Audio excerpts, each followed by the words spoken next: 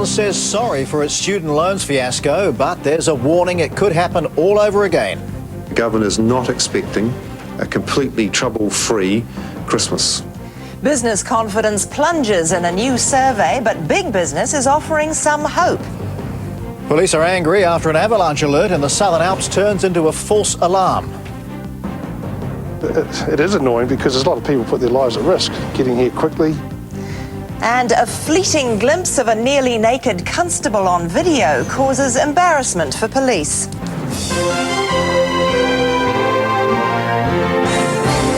Our top story, an official apology from WINS. But fears of another student loan debacle next year still exist. Thousands of students suffered on loan delays this year, and a new report out today offers some insights into the debacle. The report says the National Call Centre suffered delays, forcing the system into a vicious downward spiral. But the government says there's no guarantee problems won't happen again. Here's political reporter Duncan Garner. Rowan Bull's $2,000 student loan went to the wrong bank account. It took WINS 3 months to get it right. Well, I just got basically the runaround. University said no, go to the WINS. The WINS said no, go to university. No one could do anything about it. Rowan wasn't the only one. This report confirms tens of thousands of students were badly treated by WINS over the new year. It finds the National Call Centre for dealing with loan applications was inadequate and problems snowballed. 22,000 students received letters with wrong details. That resulted in delays, meaning students had difficulties in paying rent, food and course costs. It caused stress and hardship. That centrally designed system and largely centrally delivered system, that is, it's based in Palmerston North, was not flexible enough or responsive enough to the realities of campus life or what students do. Now an official apology from WINS. I'm quite comfortable with apologising to those students who had a difficult time with the application for their loans last year. I think this year not just students but institutions deserve an apology. Now the government's to bring in more face-to-face contact on campuses to deal with loans, but a major admission, students will still have problems. The government is not expecting a completely trouble-free Christmas. It's not expecting that. And a further warning, if problems are widespread, WINS Chief Executive Christine Rankin can expect to be held accountable. I will leave neither the Chief Executive nor her employer under any illusions. They better get this right. WINS says it accepts that. We asked if that means heads will roll. Next question. I'm not answering that question. Christine Rankin was unavailable for comment today, but clearly the pressure is back on her. The government has now given WINS 2 weeks to prove it has the plans in place to get the loan system right. Duncan Garner, One News.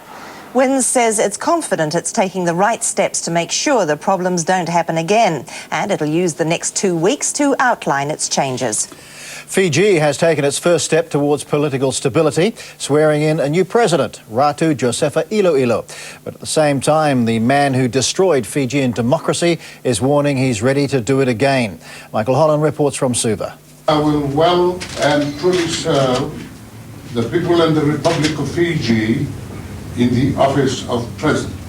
Fiji's new figurehead is challenged to rule with a firm hand and to bring the country together. We are one country and one people. Everyone deserves to be shown equal concern and equal consideration. A grand occasion, but still no guarantees that Fiji is moving forward.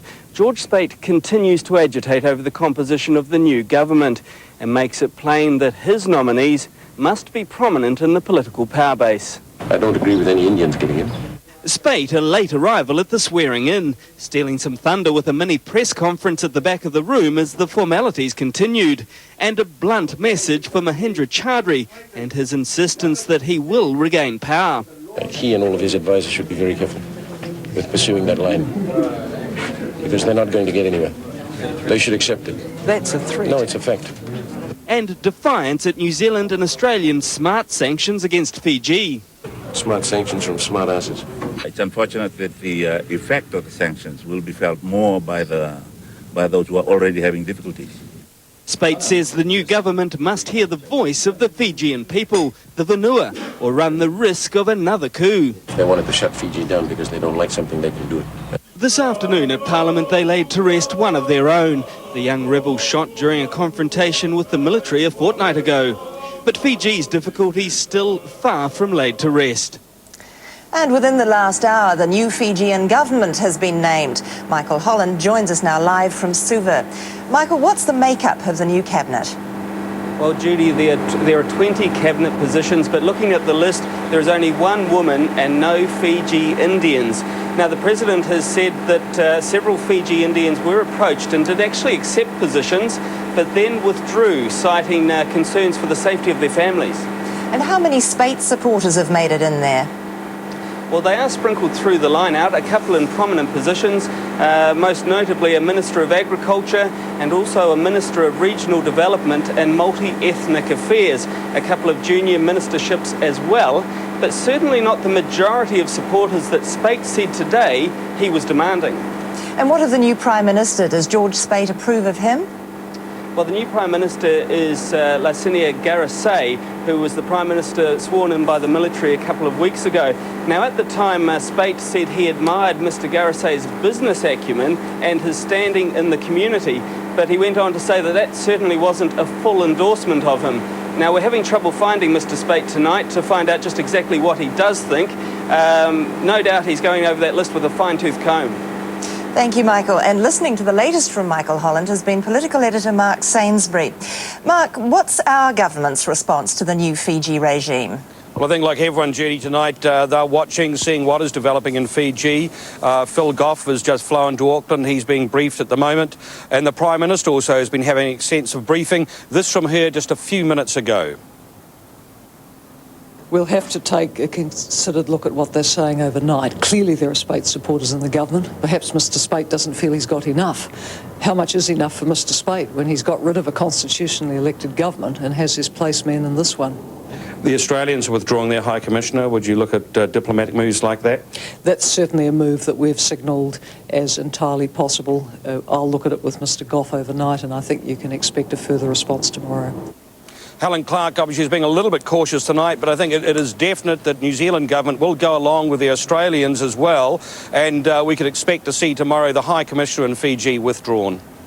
Well, obviously diplomatic moves underway there, Mark. Will that affect Fiji troops currently serving with New Zealanders in East Timor?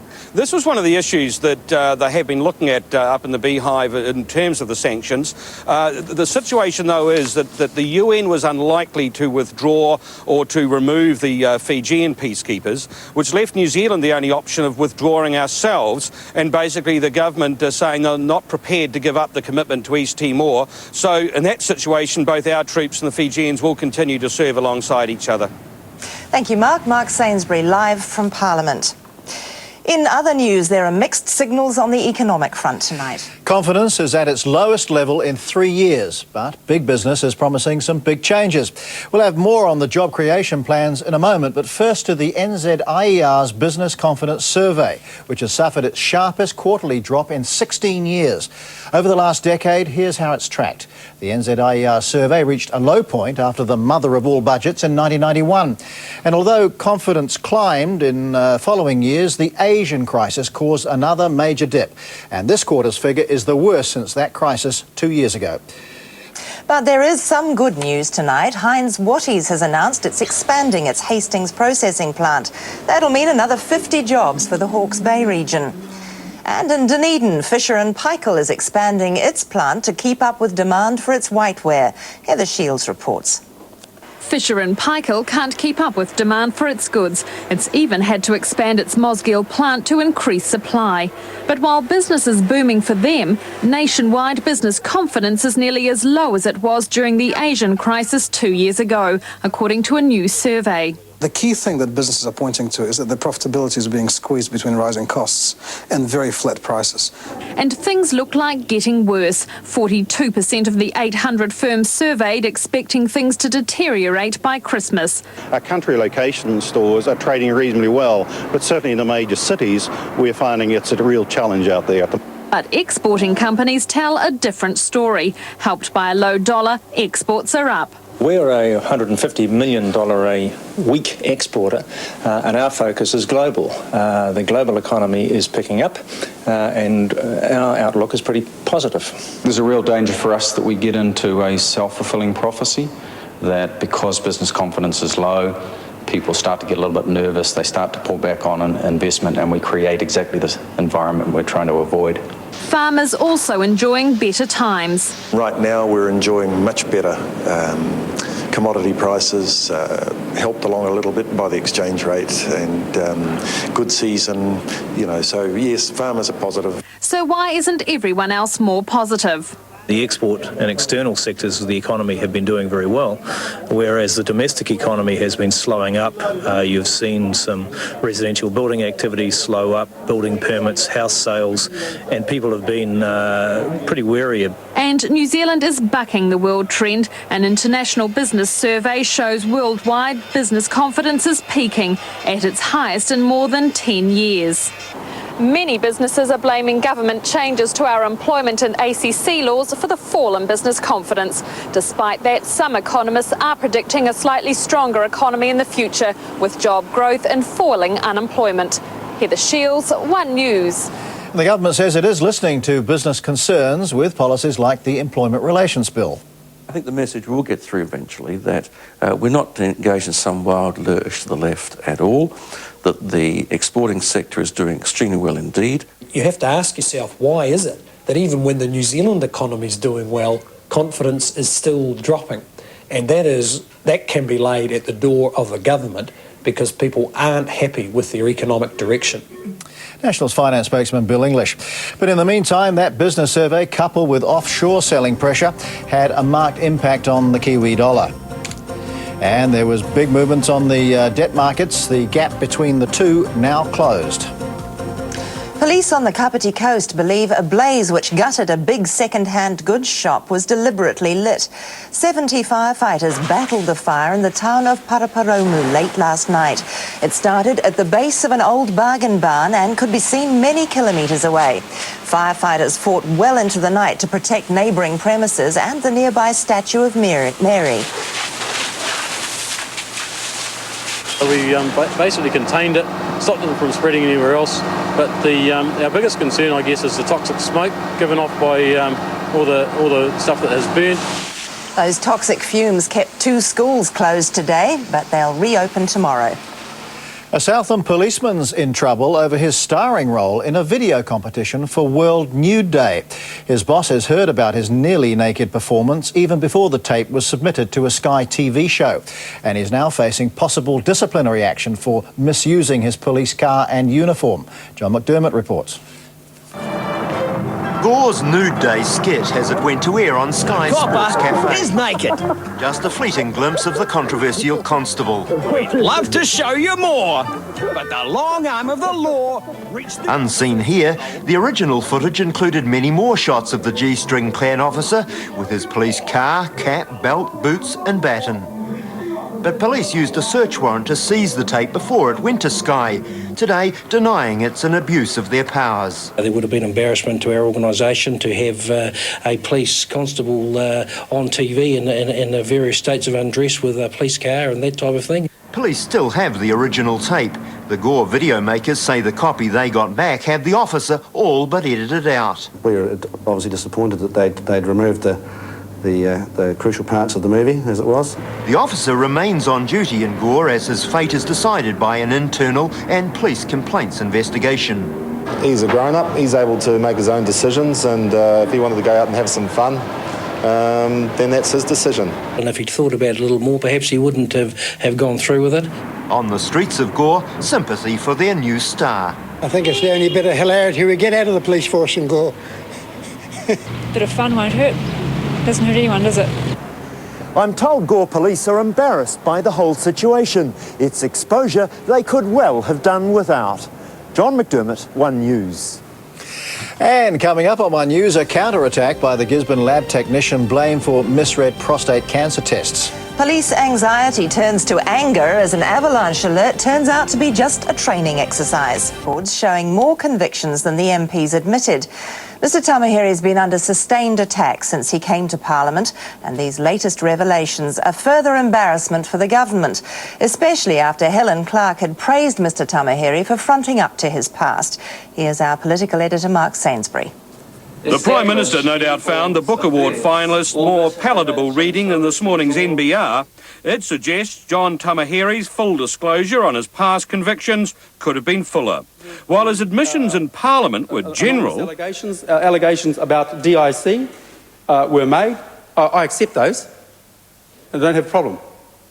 So I'm just trying to fess up here, sir. He later got specific. What years? 79, 84, I think, and 93. Those dates themselves don't tie in with court records quoted by NBR. April 1978, 2 convictions for excess breath alcohol, although it's conceded these were probably the same conviction recorded twice. May 1982, excess breath alcohol. July 1987, conviction for speeding. July 1988, excess breath alcohol. May 1991, careless use of a motor vehicle. April 1995, excess breath alcohol. Today, there was no fronting up for John Tamahiri, instead a written statement saying drink driving convictions are publicly available and it would be dumb to lie about them. He also said, in the event I have 5 drink driving convictions against my name, it is 5, not 3, and I accept that. I don't believe Mr Tamahiri set out to mislead anybody. Of course, one alcohol-related driving offence is one too many. But what we have to balance up is that Mr Tamahiri's done a tremendous amount of good for his people in West Auckland. That's not good enough for New Zealand First. The fact is that Mr Tamahiri has misled Parliament. He should resign, and Helen Clark should announce that resignation next Tuesday in the House. But the conflict over Mr Tamahiri's convictions is not from what he said in Parliament, but what he told One News outside. Do you have 3 convictions for drink driving? Yes. When were they from? I'm not interested in getting into that. I'm here to answer allegations against me. Those don't worry me. Forgery does. So do you have any other convictions? No. Nothing at all? No. And you've declared what you do have to the Labour Party? Yeah, absolutely. Even his staunchest critics believe that's where it lies. I'm very reluctant to make any comment because no doubt if I did, the Labour Party would accuse us of muckraking. So I say, look, that's a matter for them to sort out. The National Party does not have a system that would allow a person with several convictions, and I mean several serious convictions, to get through the system. If Labour finds that acceptable, then they must explain why. Explanations the opposition will be demanding when Parliament sits next week. Call on. Well, Mark Sainsbury joins us now. Mark, it's certainly John Tamahiri's in the spotlight, but it's really Helen Clark's problem again, isn't it? That's right, Richard, because, you know, they'd made such a thing right through the whole Dover Samuels business of full disclosure. There has to be full disclosure. And she did praise John Tamahiri for coming out and saying, you know, this is my past, this is what's there. The problem is, if you're going to push that, both from her point of view and from John Tamahiri's point of view, you've got to make sure you're absolutely right with your facts. Yes, it would seem the Prime Minister is giving Mr Tamahiri the benefit of the doubt, which is sort of different from her treatment of Dover Samuels, isn't it?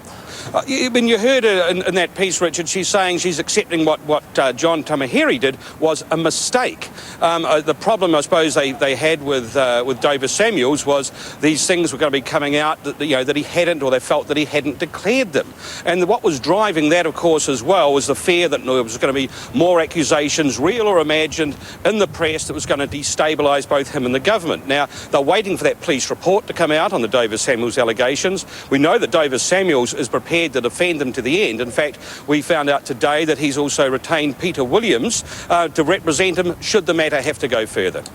Mark, thank you. Political editor Mark Sainsbury. To the cervical cancer inquiry, where a second Australian expert has slammed Dr Bottrell's work. He says Dr Bottrell's under-reporting of cervical slides was as bad as it gets. Dr Gerard Wayne is head of gynaecology in a Sydney hospital. He's also head of the New South Wales cervical screening program. Here's Charlotte Glennie. Women comforted one another as they listened to unequivocal evidence that cancers among them could have been prevented. They're a screened population, but they've got no benefit from screening. Kathleen Ward died 6 weeks ago. And my Dr Gerard Waynes reviewed her case notes. And her lawyers asked what would have happened if Dr. Bottrell hadn't read her 1995 high-grade cervical abnormalities as normal. And is it likely then she would have been successfully treated at that time? Almost certainly. And her life would have been saved? I would say almost certainly. Dr. Wayne's also reviewed the case notes of 8 other Gisborne women. He says misreporting's meant several have gone on to develop advanced or fatal cancer. Dr. Wayne was shown the results of 12,000 women's slides reread in Sydney and asked what he thought. That Dr. Bottrell wasn't very good at picking up women with definite abnormalities on their cervix. Could this be under-reporting by Dr. Bottrell? I think it is almost certainly under-reporting. Are you able to give an indication of the level of under-reporting? It's extreme. Right. On a 10-point scale, with 1 being the lowest, 10 being the highest, where would you put the level of under-reporting? And I think this is as bad as it gets. So where would 10. you put it? You give it a 10.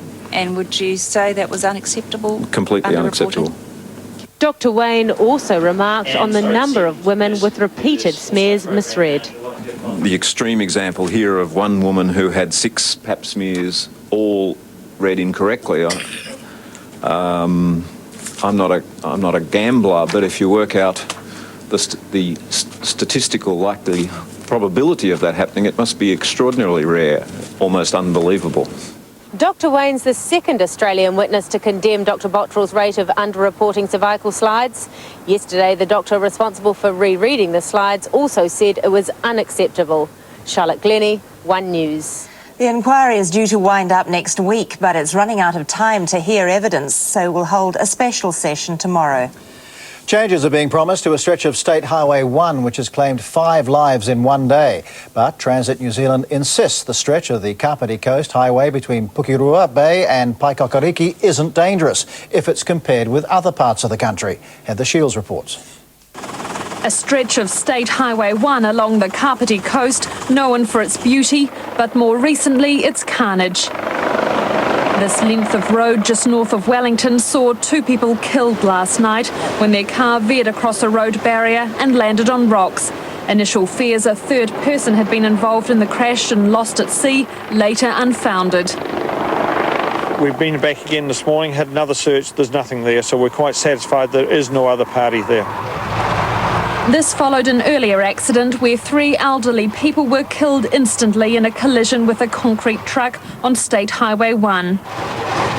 Yesterday, Transit New Zealand said no road improvements were needed, but today a change of heart, proposing minor changes to the 5-kilometre stretch between Pukirua Bay and Paikakariki.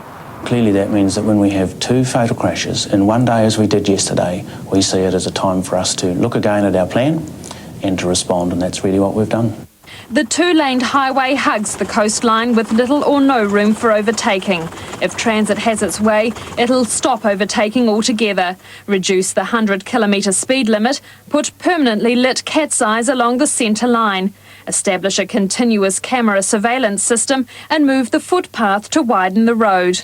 The Kapiti Coast Highway has 19 accidents a year on average which cause injury or death. Transit considers bad spots those with 40 to 60 injuries per year. It doesn't rank as risky as some other pieces of highway. But any improvements to that stretch of road won't be made until a transit budget meeting in October. Heather Shields, One News. And last night's crashes bring to 7 the number of people killed on that particular stretch of highway since April. Meanwhile, Wellington coroner Jerry Evans plans to investigate whether a fault in the road is causing accidents. Police in Auckland are tonight appealing for the public to help them after a hostage drama near the city's airport. 3 armed men held up the Grand Chancellor Hotel early this morning. 2 of the men were caught on the hotel security camera. One of the trio vaulted the reception desk searching for cash. The others held hotel staff at gunpoint, later locking them in a room. Obviously, these men are dangerous. They've gone to the extent of planning an armed robbery with firearms. They're obviously ruthless men who need to be stopped and caught. Police say the robbers ran off with no money and the hotel staff was shaken but not hurt in the attack. Two men have appeared in the Auckland District Court charged with theft from the Lord of the Rings film set. One man, a company director, faces 4 charges of theft. Police allege he stole scripts, videotapes, props and costume designs from Peter Jackson's top-secret trilogy. A second man was charged with money laundering. Both were granted interim name suppression. Earlier this month, an Auckland man pleaded guilty to charges of selling advance footage of the production. The Sports Foundation has announced the carve-up of its $12 million money pot, and some of it is going to Mark Todd, despite allegations he snorted cocaine. At the same time, the equestrian share has been slashed, but it's claimed the Todd controversy has nothing to do with it. Garth Bray reports. Mark Todd in winning form in England last month.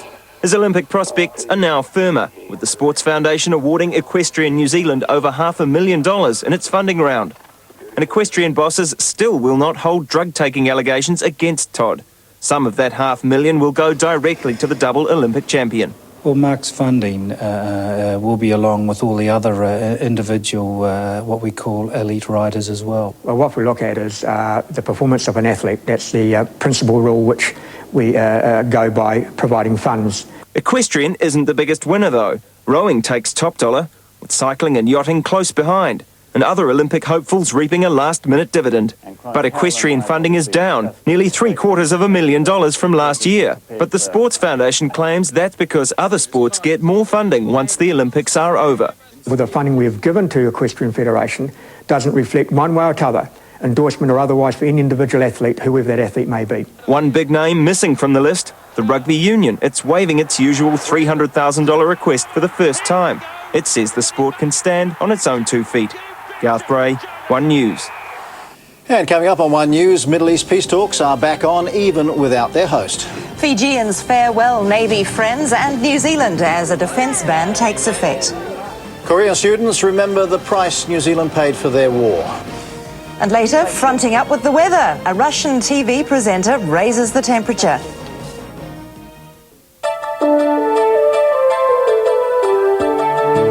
The government has outlined a host of changes to the controversial Employment Relations Bill. It says business concerns prompted the alterations, but some business leaders say many of their concerns have still been ignored. Political reporter Duncan Garner has the story.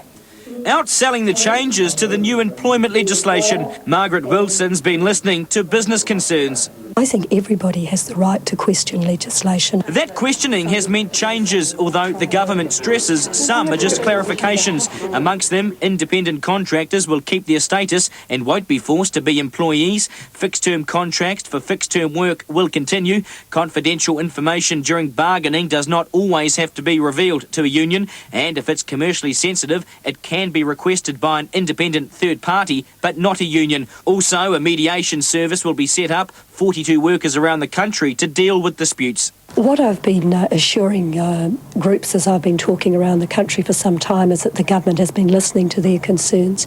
They're the ones that have been clearly identified through the submissions. An hour outlining the changes, so what's the reaction? I've got some doubts about the bill. Yeah. What are those doubts? Well, the doubts are that we're going to go back to where we were if the opportunity is given to those who want to take it back there. The hot topic amongst business, many welcome the changes but still claim they don't go far enough. I still think there's a leaning towards some of the traditional strength of the union base, and any concerns raised in that area, they haven't really addressed at all. Frankly, this government hasn't listened to business. The main features of the bill still remain. They've made essentially technical amendments only. A select committee is still reviewing the legislation and it will make recommendations shortly, but it's expected to come up with changes similar to what the government has already outlined. Government sources confirmed to One News the bill will be passed through Parliament under urgency, with the new law taking effect from October. Duncan Garner, One News. And that bill will be introduced to Parliament on Tuesday week. The Marathon Middle East Peace Summit has limped back to life at Camp David in the United States. Israelis have regrouped with Palestinians on day 10 of talks without their host, President Clinton. The emotional question of Jerusalem's future status remains the toughest issue to resolve. The Palestinians want sovereignty, the Israelis won't give it up.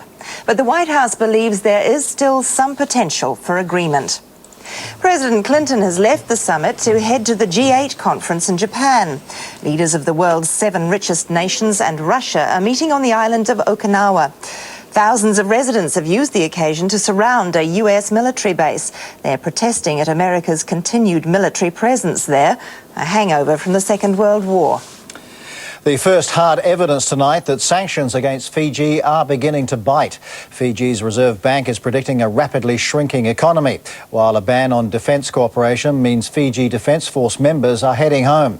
But there was time for a celebration before naval officers left. Kiri Coughlin reports. Bidding farewell to friends and to New Zealand, 2 Fijians among the graduates from our Navy Officer Training School. Timothy Natuva awarded top academic marks in his class of 32, but there's little time to celebrate. Just happy we managed to graduate before we go back. The 2 men were always planning to leave on Monday. There's a job waiting for them as soon as they get home. All the military people are pretty tired now and they need fresh people to come and help them. The Fiji they return to will be different from the one they left. Fiji's Reserve Bank predicts the economy will contract by 15%.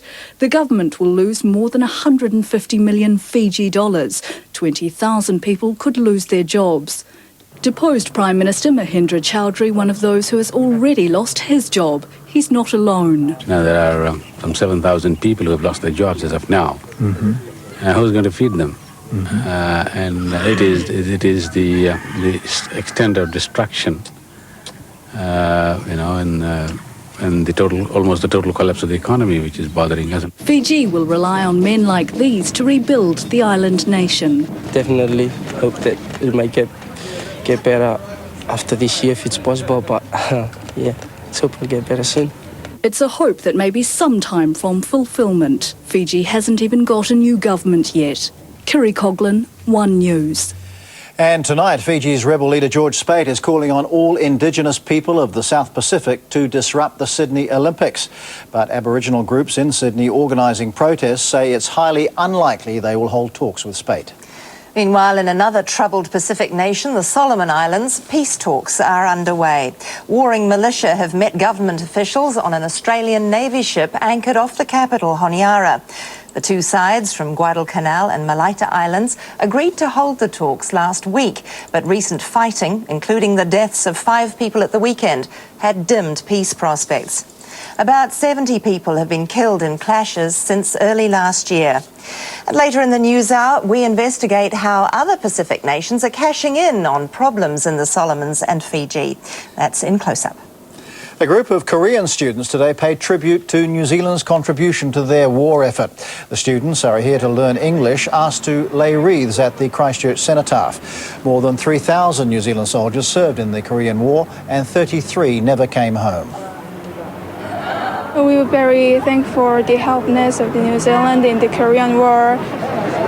The Korean War began 50 years ago. Surviving members of our forces also acknowledged the students' gesture.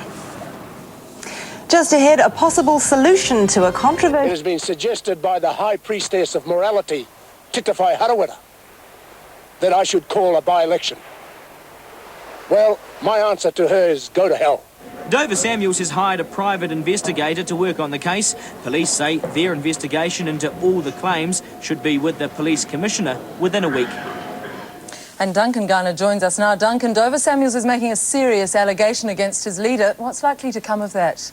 Well, indeed, it's an extremely serious allegation to make. We spoke to Helen Clark's people today, not her personally, and they, of course, took it very seriously. And the Prime Minister got back to us and said, look, it's not worth commenting on.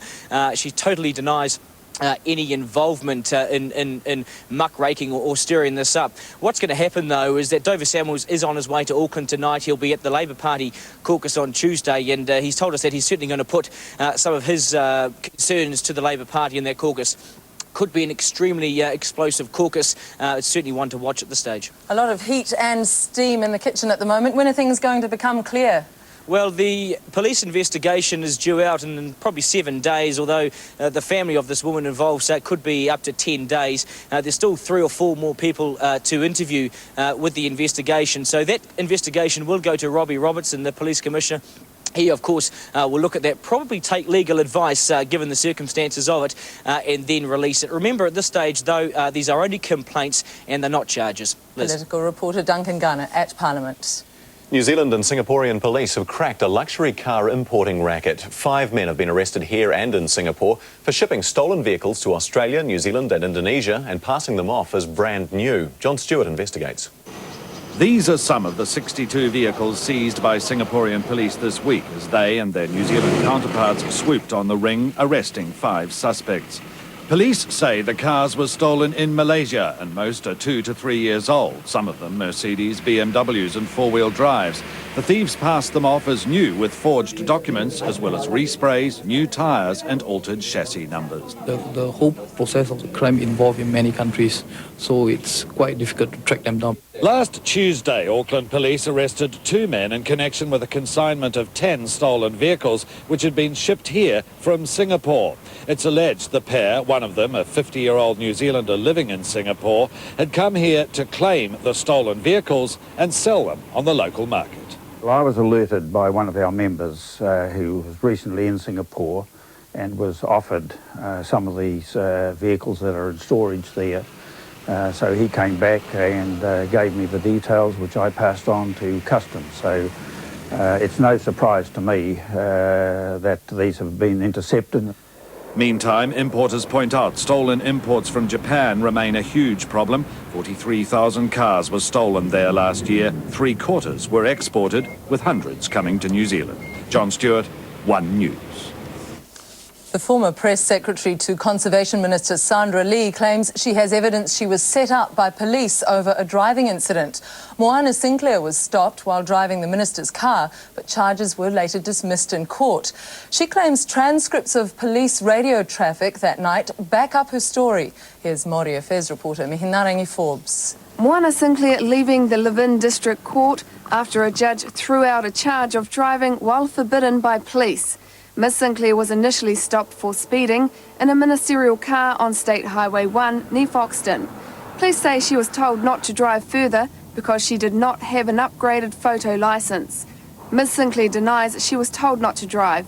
40-odd minutes later, I thought the same officer was pulling me up again, and I thought, well, what now? A different officer came to the car door once I'd pulled over and said, have you read your tickets? I said, no, but you read it. And he looked at the tickets and just the next thing I remember was get out of the car. She says transcripts of police radio traffic that night back up her claims that she was set up. The transcripts, published in the Sunday Star Times, show the first officer calling police communications. Yeah, she's got an attitude a mile long. Can I have a driver's licence number, please? And I'm going to forbid her to drive, but she will drive off. The police communications reply, Roger, we'll get another unit to stop her. Another patrol car is called. We've got board in town, so we're heading out to Longburn or right out to the State Highway and stop her later. 3 cars were sent to stop Ms Sinclair. She was later arrested. Police won't respond to questions as to why Ms Sinclair's car wasn't pursued immediately after she drove off. They say the matter's still before the courts. Ms Sinclair has lost her job with the Alliance. She now plans to sue the police for compensation. Mihinarangi Forbes, One News. A new campaign's underway to encourage more people to speak Māori. It's using television commercials to make us feel good about te reo. Penny Deans reports. My granddaughter, kohanga and now kura.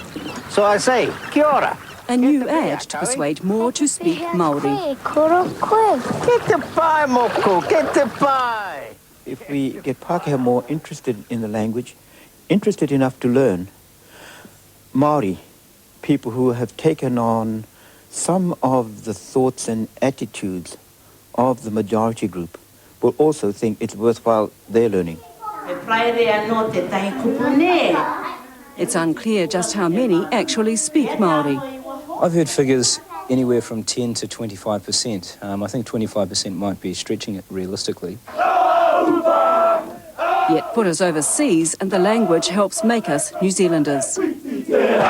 Everyone goes overseas and does the haka, and we've just taken that a little step further to show the country the potential of this language in terms of us looking for our national identity. The ads kick off a 5-year campaign to establish goodwill towards te reo. Let's try and get 40% of the population speaking Māori. And we also believe that the other 60% we can get on board, if not as speakers, as supporters. Ka timata o a pikatia a te po. Ko Penny Deans, tēnei mō One News. Internet users who send emails to Britain may have to think twice in future. Britain's about to become the first Western democracy to legally intercept email. The new law would allow the Secret Service access to all incoming and outgoing messages. Kimberly Dozier of CBS reports. You've heard of Big Brother. Now meet Big Browser, coming to computers here soon. It's a proposed British law to police the internet, giving the government the right to record everything Britons do on the web. They're essentially saying you cannot communicate securely or privately within this country. Now before Parliament, the Investigatory Powers Act is aimed at catching the terrorists, mafia dons, and pedophile rings doing their deals on the World Wide Web. But only Russia, Malaysia, and Singapore have anything like it. It would work like this. When someone sends an email, it goes to an internet service provider, which passes it on to the recipient. Under this bill, a copy of every email could be sent via black boxes to MI5. Privacy advocates are outraged, and so are British businessmen. The technology they'll be forced to install could cost them up to $1 billion a year. We will be establishing some services outside of this country. It's simply to counter the threat to our business from foreign internet service providers. Now, the technology does exist to hide what you're doing on the internet. That's where the second part of this bill kicks in. If the authorities suspect you of illegal activity, they can force you to turn over your password and show where you've been on the web. If you forget your password, that's 2 years in jail. The law should pass Parliament next week. Then, the critics say, the only way to stop Big Browser from watching the web is to take it to court. There's no such law in New Zealand, but Information Technology Minister Paul Swain says there's a rising level of crime conducted on the internet here. He wants to give police the right to access personal email as long as they have a search warrant. The matter goes before a parliamentary select committee next month. Still to come on the News Hour.